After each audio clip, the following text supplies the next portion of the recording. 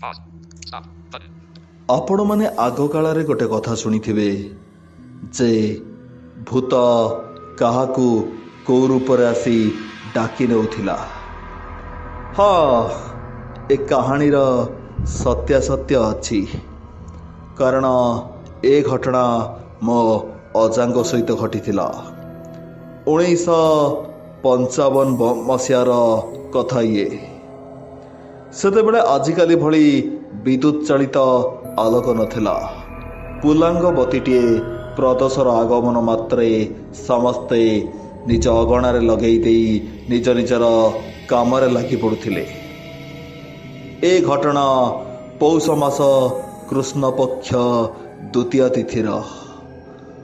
ପୌଷ ମାସ କୃଷ୍ଣପକ୍ଷ ଦ୍ୱିତୀୟ ତିଥି ହେଉଛି ବାଟ ଓଷା ପର୍ବ। ମା ମାନେ ନିଜ ସନ୍ତାନମାନଙ୍କର ଦୀର୍ଘାୟୁ କାମନା କରିକି ଯମଦେବତାଙ୍କୁ ସନ୍ତୁଷ୍ଟ କରିବା ନିମନ୍ତେ ଏହି ପୂଜା କରିଥାନ୍ତି। ପନ୍ଥେଇରେ ପଣା ଓ ବୁଢ଼ା ଚକୁଳି ଓ କେତେ କ'ଣ ଭୋଗ କରିଥାନ୍ତି। ପିଲାମାନଙ୍କୁ ବଜ୍ରମୂଳିରେ ବାଡ଼େଇଥାନ୍ତି। ଅପରାହ୍ନ 3:30। ଅଜା ବିଦ୍ୟାଳୟରେ ପିଲାମାନଙ୍କୁ ଶିକ୍ଷା ପ୍ରଦାନ କରୁଥିଲେ। ପିଲାମାନେ, ଆଜି ଆମେ ପଢ଼ିବା ସମାସ। ଏହି ସମାସ କ'ଣ? ଏକ ବା ଏକାଧିକ ଶବ୍ଦକୁ ନେଇ ଗଠିତ ହୋଇଥିବା ବାକ୍ୟକୁ ସଂକ୍ଷେପରେ ପରିପ୍ରକାଶ କରିବାକୁ ସମାସ କୁହାଯାଏ। ଏହି ସମାସଟି 6 ଭାଗରେ ବିଭକ୍ତ, ଯଥା ତତ୍ପୁରୁଷ, ଦିଗୁ, ବହୁବ୍ରୀହି, କର୍ମଧାରାୟ, ଅବ୍ୟୟୀ ଏବଂ ଦ୍ୱନ୍ଦ୍ୱ।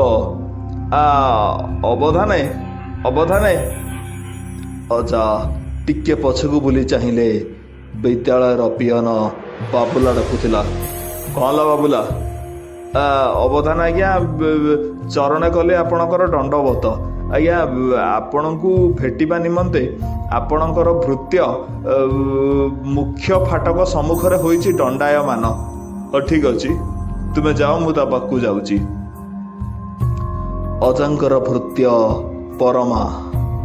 ପରମା ସେ ସମସ୍ତଙ୍କର ବିଲବାଡ଼ି କାମ କରେ। ଏମିତିକି ଅଜାଙ୍କର ଅତି ବିଶ୍ୱସ୍ତ ଭୃତ୍ୟ ଥିଲା ପରମା। ସେ ଗାଁରେ ସମସ୍ତଙ୍କୁ ପରମା ଅଜା ବୋଲି ଡାକନ୍ତି। ସେ ସମସ୍ତ କାର୍ଯ୍ୟ କରେ। ଅଜା ଯାଇ ଦେଖନ୍ତୁ ତ, ପରମା ଦଣ୍ଡାୟମାନ ହୋଇଛି ମୁଖ୍ୟ ଫାଟକ ସମ୍ମୁଖରେ। ଅଜା କହିଲେ, ତୁ ଇଆଡ଼େ କୁଆଡ଼େ ଆସିଛୁ? ପରମା, ସାନ୍ତେ, କଥା କ'ଣ କି, ଶୀତ ଋତୁ ଗୋଧୂଳି ସମୟ ହେବା ଆଗରୁ ମୁଁ କ'ଣ କହୁଥିଲି କି, ମୁଣା ତ ନେଇ ଆସିଛି, ଟିକେ ଧାଇଁ ଯାଇଥାନ୍ତେ ହାଟକୁ। କାରଣ ଯେଉଁ ରବି ପରା ଅସ୍ତଗମନ କରିବେ ନିଜ ମା କୋଳକୁ। ହଁ, ହଉ ଚାଲ। ଅଜା ଓ ପରମା ଏମିତି ଗପସପ୍ କରି ଚାଲିଥାନ୍ତି। ଆରେ ପରମା, ଆସୁଛୁଟି? ହଁ ସାନ୍ତେ, ଯାଉଛି। ଅଜା ଟିକେ ରହିଗଲେ ଓ କହିଲେ, ଆରେ ପରମା, ତୁ ଟିକେ ଗୋଟେ କାମ କରନ୍ତୁନି? ତେମେ ଆପଣ କହିବ ସାନ୍ତେ, ମୁଁ ପୁଣି କରିବିନି? ଏ କଥାଟା କ'ଣ? ଆରେ ପରମା, ତୁ ଟିକେ ଆଜି ଜାମିନି 3:30 ମୋତେ ଟିକେ ଡାକି ଦିଅନ୍ତୁନି? ବିଲରେ ପାଣି ମଡ଼େଇ ଦିଅନ୍ତେ। ତେମେ ଆପଣ ଯାହା କହୁଛ ଠିକ୍ କଥା ଯେ ସାନ୍ତେ, ହେଲେ ମୁଁ କେବେଠୁ ଭାବିଥିଲି କହିବା ପାଇଁ ତ ଭାବିଥିଲୁ, କହିନଥିଲୁ କାହିଁକି? ନିତ୍ ତ ମୋ କତିକି ଆଉଛୁ। ହଁ ଯେ ସାନ୍ତେ, କଥାରେ ନାହିଁ କି, ଏ ସ୍ୱର୍ଗକୁ ଲିଶୁଣି ନାହିଁ କି ବଡ଼ ବଡ଼ିଆଙ୍କୁ ଉତ୍ତର ନାହିଁ। ତେମେ ଆପଣ ସାନ୍ତେ ଘରର ଲୋକ, କାଳେ କହିଲେ କ'ଣ ଭାବିବ? ଆରେ ଭାବିବି କ'ଣ? ଠିକ୍ ଅଛି, ଆଜି 3:30 ସୁଦ୍ଧା ବ୍ରାହ୍ମ ମୁହୂର୍ତ୍ତରେ ତୁ ମୋତେ ଡାକିଦେବୁ, ମନେ ରହିଲା? ହଁ ସାନ୍ତେ। ଚାଲି ଯାଇଥିଲା ପରମା। ନିଜ ଗୃହକୁ ବାହୁଡ଼ି ଆସିଥିଲେ ଅଜା।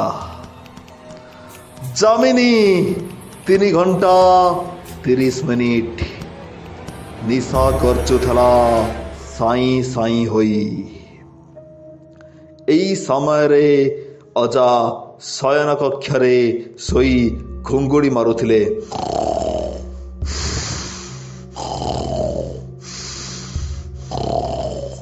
ପରମାର ପାଟି ଶୁଖା ଯାଇଥିଲା।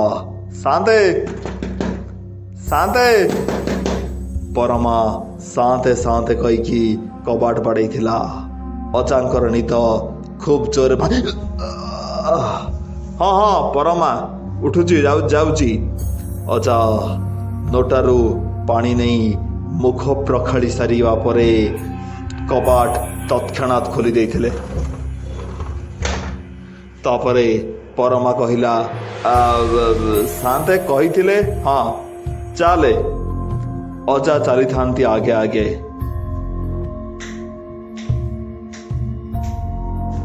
ପରମା ପଛେ ପଛେ ଚାଲିଥାଏ। ଅଜା ଆରେ ପରମା ଆସୁଛୁଟି? ଅଜା ଟିକେ ଚମକି ପଡ଼ିଲେ ପରମାର ଏଇ ବିକୃତ ସ୍ୱର ଶୁଣିକି। ଇ ପରମାଟି ଏମିତି କଣ ସ୍ୱର କରୁଛି? ଆରେ ପରମା ଆସୁଛୁଟି? ପରମାର ସ୍ୱରରେ ପରିବର୍ତ୍ତନ ଆସିଯାଇଥିଲା। ପରମାର ସ୍ୱର ଶୁଣି ଲାଗୁଥିଲା ଯେପରି ତରୁ ପାଶେ ଅଛି ଏକ ଶାଖା ମୃଗ। କିନ୍ତୁ ଏଇ ଘୋର ତମସା ଭିତରେ ଶାଖା ମୃଗ ବା ତରୁ ପାଶେ ଆସିବ ବା କାହୁଁ? ଅଜା ଟିକେ ଚମକି ପଡ଼ିଥିଲେ। ତଥାପି ସହସ୍ର ସହ କହିଲେ, ଆରେ ପରମା ବିଲ ହେଇଗଲାଣି ବୋଧେ? ଅଜା ଆରେ କଣ ହଉ ହଉଛୁ ମ କଥାର ନ କହିକି? ଅଜାଙ୍କର ଟିକେ ସାମାନ୍ୟ କାଶ ହୋଇଥିଲା। ଅଜା ଆରେ ପରମା ପାଣି ଯାଉଛି ଟି ବିଲକୁ? ଅଜା ଏଥର ସତରେ ଚମକି ପଡ଼ିଲେ। ତାଙ୍କୁ ବହୁତ ଭୟ ଲାଗିଥିଲା। ବର୍ଣ୍ଣପତ୍ର ପରି ଅଜା ଥରିବାକୁ ଲାଗିଲେ। ତାଙ୍କର ଅକଲ ଗୁଡୁମ ହେଇଗଲା। ଅଜା ସେମିତି ପାଣି ମଡ଼େଇ ଚାଲିଥାନ୍ତି ଆଉ ପରମାକୁ ପ୍ରଶ୍ନ ପରେ ପ୍ରଶ୍ନ କରି ଚାଲିଥାନ୍ତି, କିନ୍ତୁ ପରମା କିଛି ବି ଉତ୍ତର ନ ଦେଇ ହୋ ହୋ ମାରି ଚାଲିଥାଏ।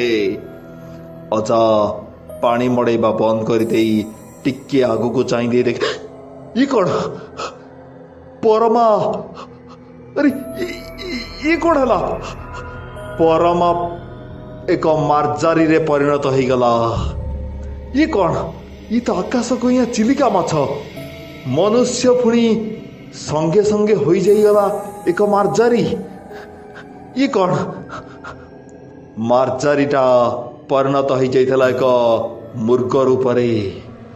ସେ ମୃଗଟି ଉପରକୁ ଉଠିଗଲା ବୃକ୍ଷ ଉପରକୁ। ବୃକ୍ଷର ଶାଖା ଗୁଡ଼ିକ ତଳକୁ ତଳକୁ ନଈ ନଈ ଆସିଲା। ଅଜା ସେମିତି ବିସ୍ମୟର ସହ ଚାହିଁ ରହିଥାନ୍ତି। ପବନ ନାହିଁ, କିନ୍ତୁ ବୃକ୍ଷର ଶାଖା କି କାରଣେ ନଈ ଆସୁଅଛି ଏଇ ଅବନୀର ପାଶେ। ଅଜା ସେମିତି ଚାହିଁ ରହିଥାନ୍ତି। କିଛି ବି ବୁଝିପାରୁନଥାନ୍ତି ବା ଜାଣିପାରୁନଥାନ୍ତି ତାଙ୍କ ସହିତ ଇଏ କଣ ଘଟି ଯାଉଛି।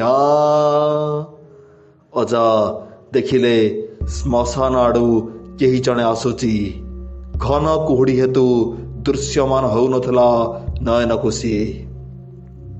ପାଖରେ ଆସି ପହଞ୍ଚିବା ପରେ ଅଜା ଦେଖିଲେ ଛାଗଳଟିଏ। ସେ ଛାଗଳ ପରିଣତ ହୋଇଗଲା ଏକ ଘୁଷୁରୀରେ। ଶୁଣାଯାଏ ଏ ସମୟରେ ମଶାଣି ଚଣ୍ଡୀମାନେ ବୁଲନ୍ତି ବା ଡାହାଣୀ ଅଖାଦ୍ୟ ଚରିବା ପାଇଁ ଚାରିଆଡ଼େ ବୁଲୁଥାଏ। ଅଜାଙ୍କର ବକ୍ଷ ଦେଶେ ଭୂକମ୍ପର ଝଟକା, ନୟନରେ ଚପଳାର ଚମକ। ଅଜା ସେମିତି ଠିଆ ହୋଇଥାନ୍ତି। ଶୁଭୁଥିଲା ପିଶାଚୁଣୀର କିଳିକିଳା ନାଦ।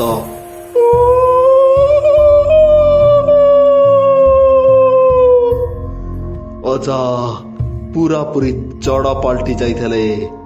ଆଜି ଏ ଜାଡ଼ ଶୀତରେ ବି ଅଜାଙ୍କ ଦେହରୁ ଭୟରେ ନିଗୃତ ହଉଥିଲା ଟୋପା ଟୋପା ବିନ୍ଦୁ ବିନ୍ଦୁ ଝାଳ। ଅଜା ସେମିତି ଚାଲିଥାନ୍ତି। কোনটি ঝুটি দেলি না কোন? ଅଜା ତଳେ ବସି ପଡ଼ିଲେ। ଉପରକୁ ଉଠି ଦେଖନ୍ତି ତ ମଲା ଶବ। ସେ ଶବର ଗୋଡ଼ ହାତ ହଲଚଲ ହେଲା। ସେ ଶବଟି ଉଠି ବସିଲା ଆଉ କୋଳରେ ଗୋଟେ ଛୋଟ ଛୁଆ ଧରି ସେକିଲା।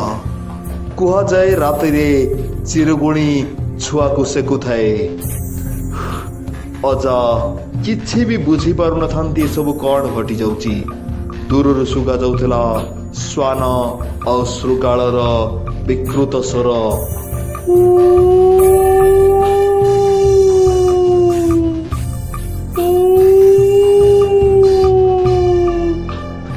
ବୃକ୍ଷ ଉପରୁ ତଳକୁ ଆସିଥିଲା ଏକ ଲାଙ୍ଗୁଡ଼।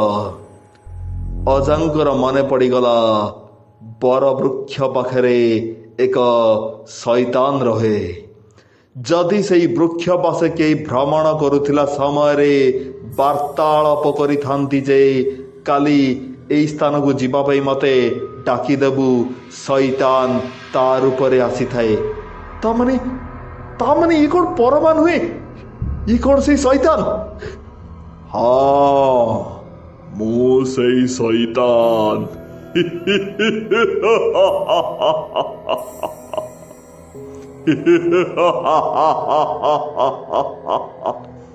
ତୁ ମଶାଣି ଆଡ଼କୁ ଆସି ଯାଇଛୁ।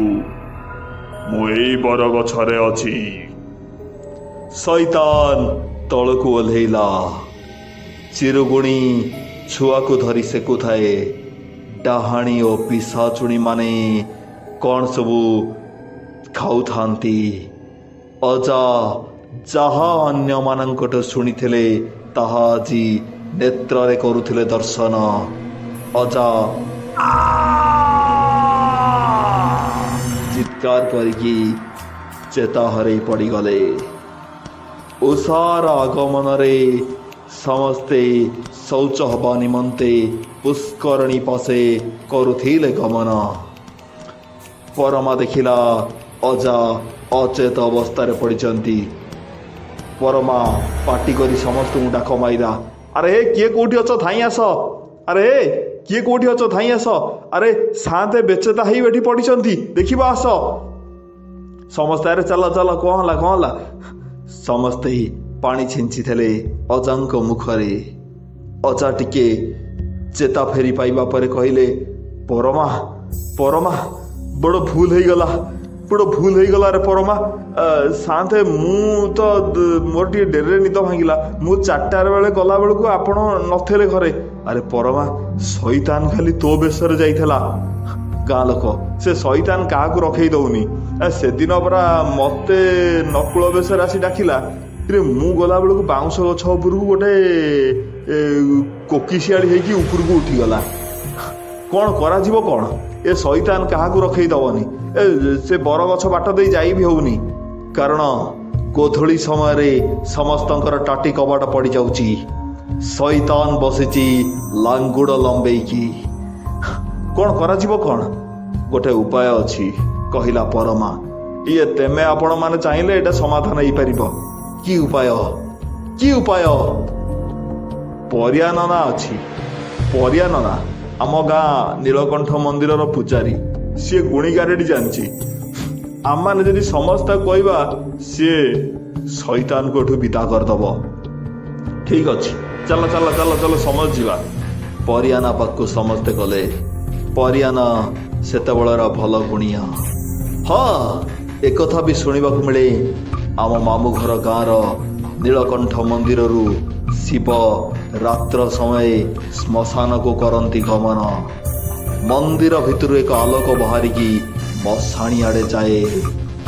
ସମସ୍ତେ ପରିଆନା ପାଖକୁ ଗଲେ। ପରିଆନା, ଆଜି ରାତିରେ ସମସ୍ତେ ଏଇଠି ବସିକି ଓମ୍ ନମଃ ଶିବାୟ ଜପିବ।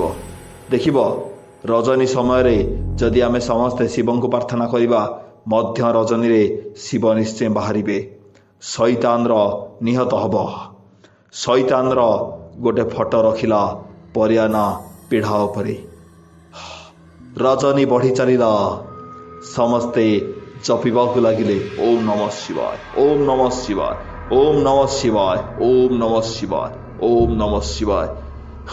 ପରିଆନା ମନ୍ତୁରା ପାଣି ପକେଇଥିଲା ଶୈତାନର ଫଟୋରେ। ଇଏ କ'ଣ ହେଲା? ସମସ୍ତ ବାଉଁଶ ବୃକ୍ଷ ଦୋହଲିବାକୁ ଲାଗିଲା। ଖୁବ୍ ଜୋରରେ ବହିଥିଲା ସମୀର।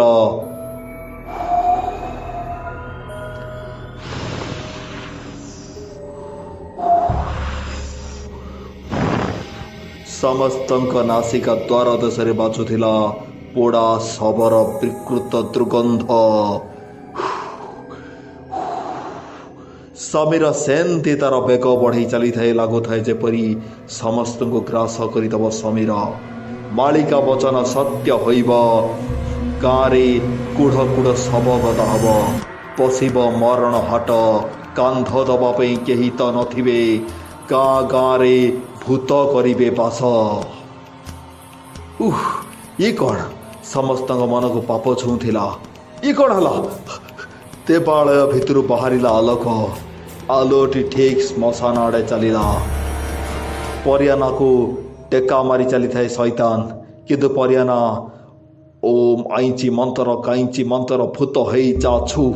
ଓମ୍ ହ୍ଲିଂ କ୍ଲିଂ ଶ୍ଲିଂ ଚାମୁଣ୍ଡାୟ ପିଚ୍ଚଇ ନମନ୍ ନମନ୍ ନମନ୍ ନମନ୍ ନମ କହିକି ମନ୍ତୁର ପାଣି ଛିଞ୍ଚିବାକୁ ଲାଗିଲା ପରିୟାନା ଫଟୋ ଉପରେ।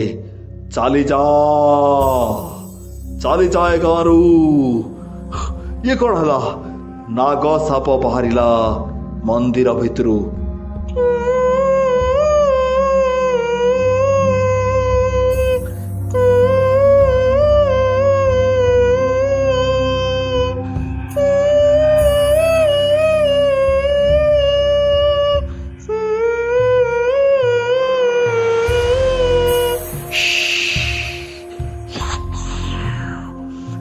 ପରେ ସମସ୍ତେ ଦେଖିଲେ ବୃଷଭ ଉପରେ ବସିଛନ୍ତି ଦେବଦେବ ମହାଦେବ।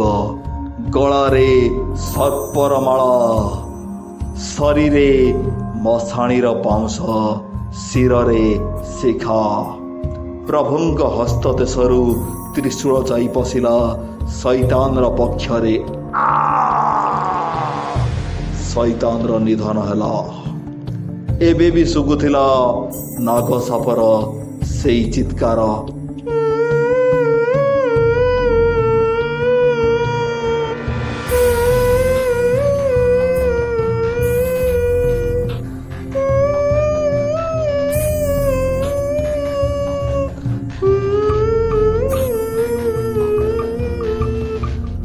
ପରେ ସେ ବରଗଛ ଦେଇ ଗଲେ କେହି କାହାକୁ ଶୈତାନ ଡରାଏ ନାହିଁ। ଯଦି ବି ଆପଣମାନେ କେବେ କାହାକୁ ଡାକିବାକୁ କହୁଛନ୍ତି, କୌଣସି ବୃକ୍ଷ ମୂଳରେ କେବେ କହିବେନି, କାରଣ କାହାର ନା କାହାର ଆତ୍ମା ସେଇ ବୃକ୍ଷରେ ବସିଥାଏ। ମୋ କାନ୍ଧ ଉପରେ କିଏ ଗୋଟେ ବସିଗଲା। ଦେଖିଲେ ତ, କେହି ନାହାନ୍ତି। ମୋ କାନ୍ଧ ଉପରେ ଏବେ ବି ଶୈତାନ ବସେ। ଆପଣମାନଙ୍କୁ ତ ଏ କାହାଣୀ ଶୁଣେଇଦେଲି। ଭୁଲରେ ବି ଏକୁଟିଆ କେବେ ଶୁଣିବେନି। ଆପଣଙ୍କ କାନ୍ଧ ଉପରେ ବସିପାରେ ଶୈତାନ।